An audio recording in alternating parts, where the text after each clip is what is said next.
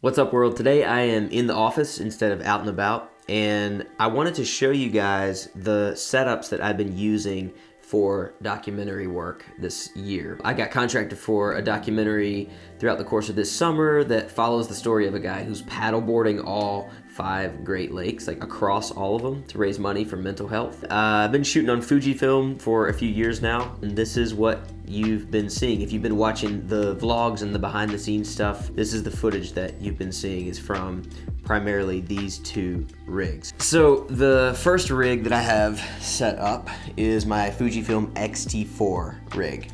And here's kind of the general overview of it.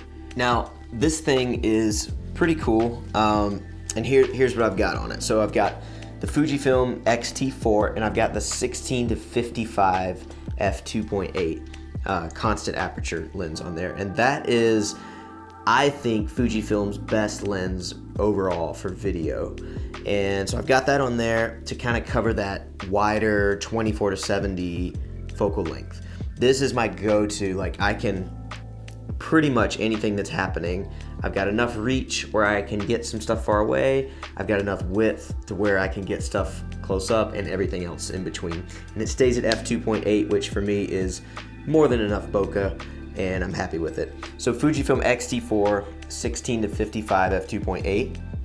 On top, I've got the Atomos Ninja V, which I'm sure all of you are used to seeing around these days. Typically, I'm using it mainly as a monitor. On this side, first thing is we have the SennHeiser MKE 600 microphone, which is an awesome shotgun microphone.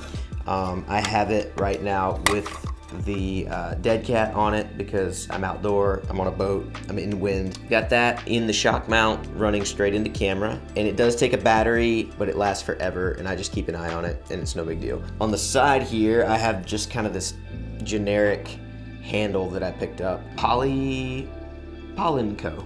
This was like an Amazon special.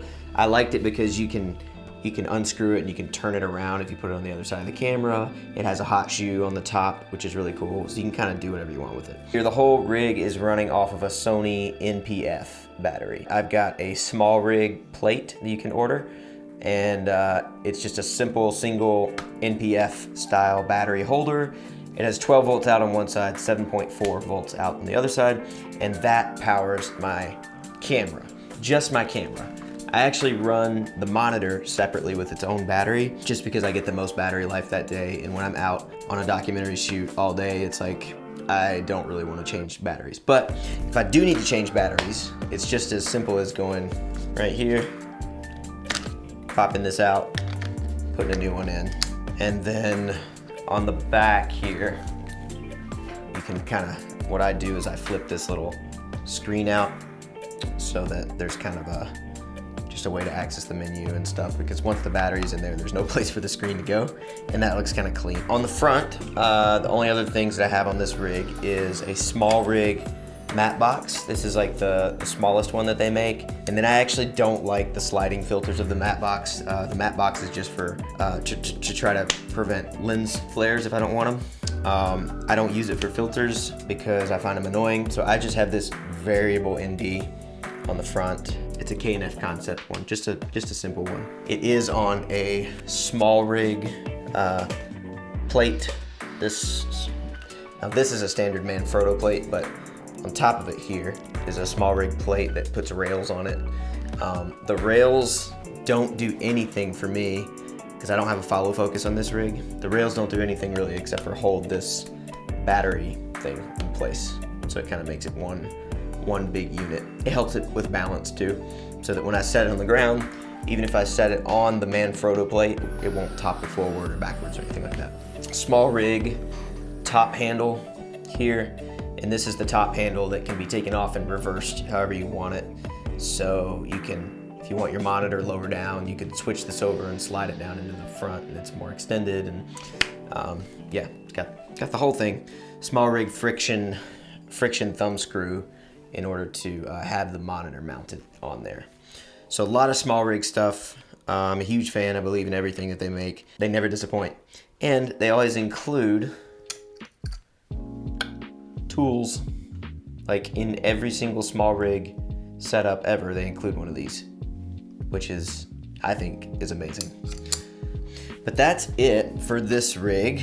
Kind of how I utilize it is I'm typically just kind of right here, you know, I've got, I'll have my hand on this handle, which frees up my right hand to be able to operate the buttons and the menus on the camera.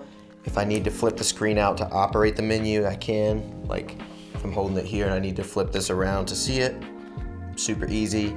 But yeah, this is kind of how I rock with it. Right here, I kind of butt this into my chest. The battery plate goes right in there. And then it's as simple as I've got my thumb right here for zoom. So I can just zoom. It sucks that this lens moves in and out when you zoom, but if I'm holding this right here, I can easily zoom. It doesn't affect anything. Easily hit record, easily go into menu, shutter speed, ISO, all that stuff. Thing that I love about Fujifilm X-T4 is just all the dials are manual, and so when I'm on the fly, it makes it really cool to kind of one hand this, and then this hand is just free to do all of my adjustments and anything that I may need, including just, you know, widening out that ND filter. Okay, so my B setup, and this is all gonna change because I picked up the Fujifilm X-H2s, which I'm actually filming on right now. But for this documentary, my B setup has been Fujifilm X-T3 on a pretty similar setup, but the only difference is I have a telephoto lens on here. I've got the same battery plate from small rig on the back. I've got the same style, you know, Sony NPF battery. The only thing that sucks with this for the X-T3 is it doesn't have the flip out screen. So I have to kind of have it angled in there, and you can see it, but you know, trying to touch to focus or anything like that, it doesn't work. So Fujifilm X-T3, I have a cage around it. I have a Camvite top handle, just kind of an Amazon special. I have a Portkeys monitor. This is like the cheapest monitor that Portkeys makes, and it's literally just that. It's only for monitoring. The cool thing with, you know, shooting on the X-T3 and the X-T4 is they record like 10-bit, all intra, 400 megabits per second, all internally, which is nice.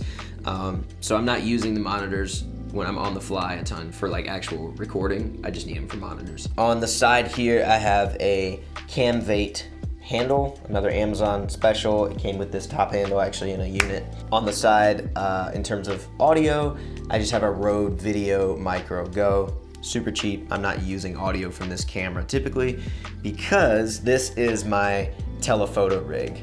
And to do this, I've got a cheap lens that Fujifilm makes. It's the 50-230 XC lens. Same small rig matte box on the front of this.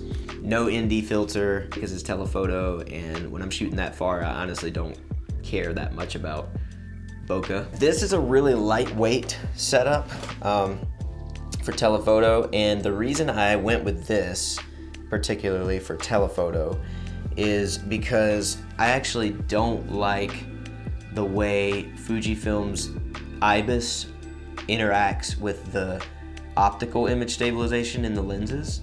This is like one of the cheaper lenses that Fujifilm makes. It actually has incredible image quality, but the stabilization interacts with IBIS in a weird way. So I put this on the X-T3, which just doesn't have any IBIS at all. And when I shoot with it, I'm only getting the built-in stabilization from the lens, which I think looks a lot better, feels a lot more natural than when you try to combine them both. Typically, I'm doing manual focus on this one. Same kind of thing as the other rig. I have them set up to where I can just hold them both like this. Dig into my chest with the battery, and then my zoom is right here.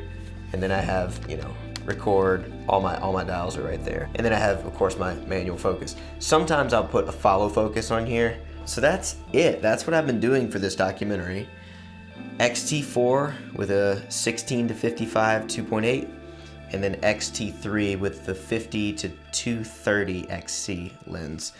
If you have any questions on that particular lens, I did a video review of it for video, and I also did a street photography video with that lens. And it's not an expensive lens. I think it's like 300 bucks, but I've had really, really good results with this lens. I used to have the Canon 70-200 and I was converting that to Fujifilm, but it just can't, I don't know, it just didn't do it for me. This one is really clear, it's really sharp, and as long as you're, you know, somewhere in the mid-range in terms of aperture, yeah, it's really sharp and I haven't had any issues with it. I don't trust it for autofocus. I think it's a great lens if you can deal with the like extension. It extends out like 2 feet, it feels like. It's a really, really long lens. It just kind of looks stupid. But if you can put up with that and not get made fun of, then I think it's a great lens. Thank you guys for watching. I hope this was helpful. All the footage you've been watching over top of all this was shot with one of those 2 rigs during this documentary. And this will be the last project that I actually will have done with the X-T3 rig. So I have got the Fujifilm X-H2s now, and I'm gonna be switching over to make that my A camera, and I'll make the X-T4 my B setup. And then the X-T3 is, it's either gonna get sold or it's just gonna be for photography. Hopefully this was helpful. If you're looking at getting into Fujifilm, if you have an X-T4 or an X-T3 and you haven't really been utilizing them for their video capabilities, I can't recommend them enough. I think they are incredible at video. They put out just really, really high quality footage. I love the color science. Everything feels natural. It's easy to edit. And that's what drew me into Fujifilm. And now what's keeping me is they've improved their autofocus with the X-H2s. I don't know if you can see, but it's this is on a Canon lens. This is on the Sigma 18-35, and it does just fine. It's even better on Fuji native lenses. If you're thinking about Fujifilm, thinking about using Fujifilm for video, hopefully maybe I give you some ideas. I'm always curious at seeing other people's setups, so maybe you've been curious about mine. If you have any questions, just drop them in the comments, and we'll see you guys next time.